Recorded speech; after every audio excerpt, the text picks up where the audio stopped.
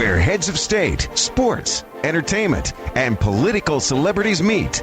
You're listening to Armstrong Williams. We're back. We're going to do rapid callers again. We're going to Lloyd in New York. Hello, Lloyd, and thank you for your patience. All right. Actually, I live in Massachusetts, but I'm a Jewish guy who was born in Queens, New York in 1956.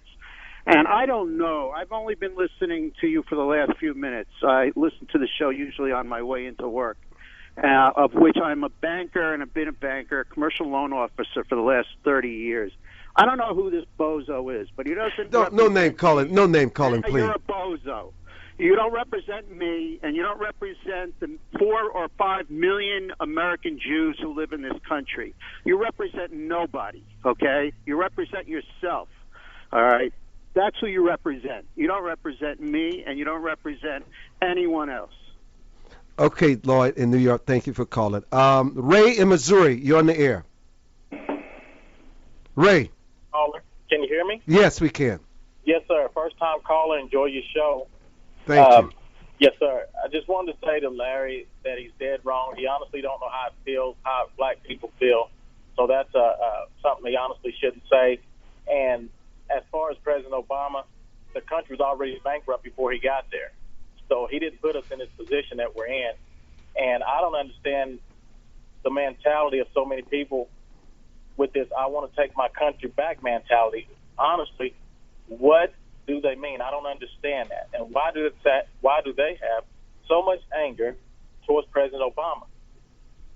Ray, thank you for calling. Jerry in Ohio, thank you for your patience. You're on the air. Hello, Jerry. I'd like to say to Larry that he's obviously mistaken, because if he doesn't, him or his people don't match the curses which are in the Tanakh as well as the Bible in Deuteronomy 28, verses 15 to 68, then it's impossible for him to be a Jew from Judea. Thank you for your Jerry, time. thank you for calling. Jack in Florida, you're on the air. The thing is this.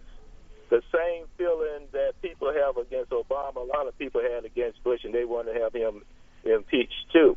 But the question that's disturbing to me is your guest here saying that Obama did so much for black folks. On the contrary, most of us black feel that he has not done enough. I think that he should not waste his time thinking about impeaching or replacing Obama, and come up with a different strategy that is more workable for Republicans. Amen. Thank you, Jack. Roger in Virginia. Thank you for taking my call. You're welcome. Thank you for calling. The jig is up on Larry. Larry represents a very minute core of people that want to incite violence. Believe it or not, there are few people in this country that are going to probably listen to what Larry's saying. And, Larry tried to cover it up by saying, oh, no, it's not. I'm trying to do this nonviolently, But then he goes back to say how he wants, us to hold on to the Constitution and take back the government. Well, this is going to incite yahoos down, wherever. And next thing you know, we're going to see people shooting people. And Larry wants to be the guy in charge of these people. Didn't the young lady on your program just tell you that, we have a process in the United States where 4 years a president serves, then he's elected or he's kicked out. The people have spoken. Listen to the people. 8 years. The people have asked for him to be the president. And that is indisputable. Thank you for calling in, Roger. And George, before we go to Renee and then Larry, George in Texas, you're on the air. I just want to make a quick point. Has everyone seen Remember the Titans? We are America. We are a team. When the team was broken up and the blockers weren't blocking for the quarterback, literally they could not work as a team. They would not win the game. The game has already started. For us to be working against each other only hurts our team. Denzel. Yeah, it's so simple to me. Why do we take the time to try to fight and divide further when it only continues to push us further downhill? And Larry, who would be the perfect replacement? Let's say this comes to fruition. Obama leaves the White House in disgrace.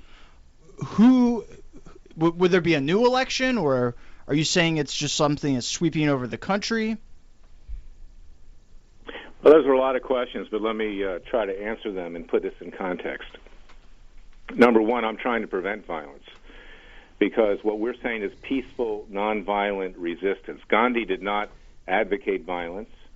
Lech Walesa in Poland, when he brought down communism, did not go to violence. Martin Luther King abhorred violence. Nelson Mandela went to prison himself for many years to avoid violence, and they won. We had an elected president in South Africa at the time, and Mandela brought him down through peaceful nonviolence. We don't have a government now that's responsive to the people. And when you elect a president, it doesn't mean that he gets to do whatever he wants with no opposition. We don't have a Congress that's responsive to the people. So what are you saying? Well, I said that when we go to Washington, we're asking for the resignation of Boehner and McConnell and the Republicans. But you don't seem to have the same venom for Boehner and McConnell and those that you have for the president.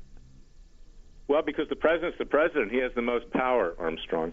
And all I'm saying is, if people listen to what I said, actions speak louder than words. The president has to be the president of all the people.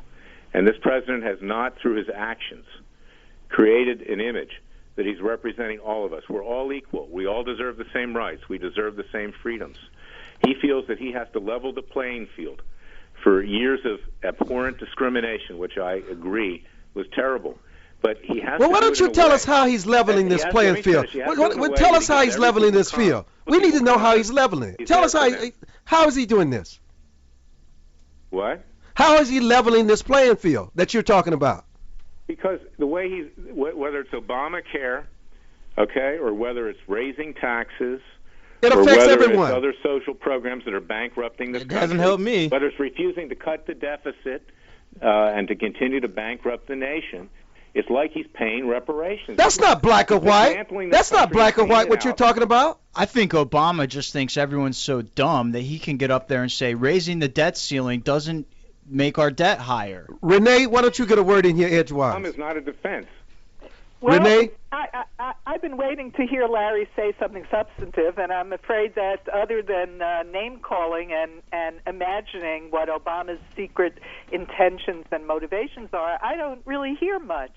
If you don't like a policy, then there are mechanisms through which you can try to change that policy. There are no mechanisms that currently exist in this country, Renee. Well, I think there are. There were mechanisms back in 1776 as well, and the king cut all those mechanisms off. We are in a similar situation today, 2013. With the way we've altered things like congressional districts and the role of money in politics. There are a lot of problems. I will grant you that. But I think I'd like to go back to the question of who's, after you sweep out all of Congress or half of Congress and the president, who will then run the country? Larry Klayman?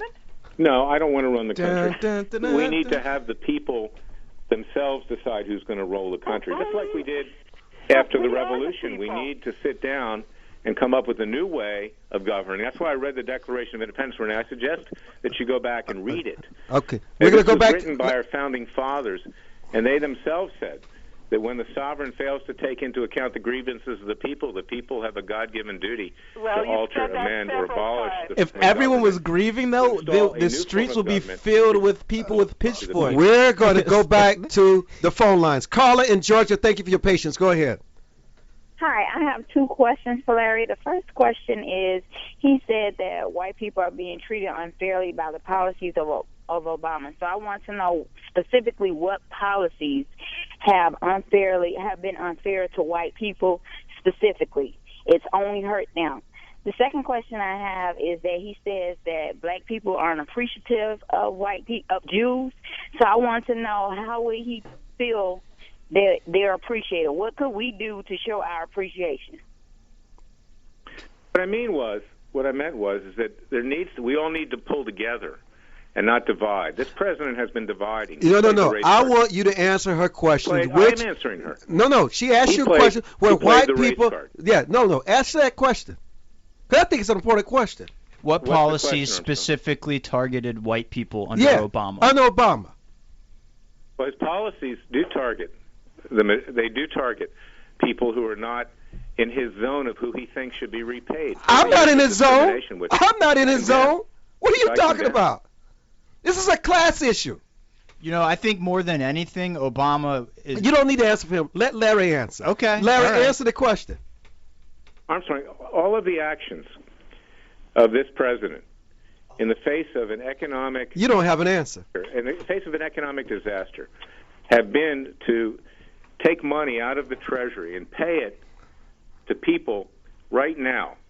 Some of whom deserve it, some of whom don't deserve it. But we cannot be... But the majority of them are not black. Wait, let me tell you. The majority of them that you speak of are not black, though. And all Treasury money is not white. They need to get jobs. They need to get back to work. It's not payback time. Everybody has to hang together. Black, white, Christian, Jew, everyone. And that's the point I'm making. She also asked, what is it that blacks need to do to show their appreciation that you talk that is lacking? Well, I'll tell you something. There is a strain in this country. Okay, and you can check with the Anti-Defamation League. Okay, whether it's Louis Farrakhan or Reverend Wright or I haven't heard their names in ages, man. They're not even on the radar screen. Including that professor up there, Derek Bell in Harvard, are anti-Semites, okay? And they abhor and despise Jewish people. And I do take offense at that, and I did take offense that he's associated himself with those people. And we condemn those people, Larry. All of us do. Well, why doesn't Obama condemn them? I have not heard him do that. He did condemn Jeremiah Wright. No, he didn't. Yes, he did. No, he didn't.